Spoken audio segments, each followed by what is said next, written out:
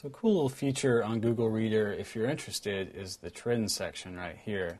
And basically what it is it gives you all of the trends, your reading trends, and some trends about your subscriptions over time. And you can see it's got just a little overview from your 12 subscriptions over the last 30 days. You've read 23 items, starred 0, shared 0, and emailed 0.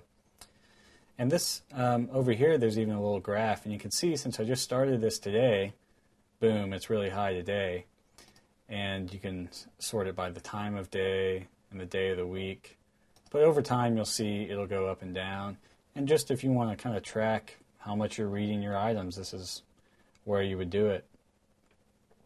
So down here you have your reading trends, and you can see it's by subscription, and then number of read, and then percent read. And kind of what this is useful for, if your subscriptions are getting really crowded over here, and there's just so many you don't know what to do with them, you might come over to your trends, see what's at the bottom, and then start deleting these 0%, these ones I'm not even reading at all. And it would also be useful to check out this inactive tab. These are the trends on the subscriptions themselves.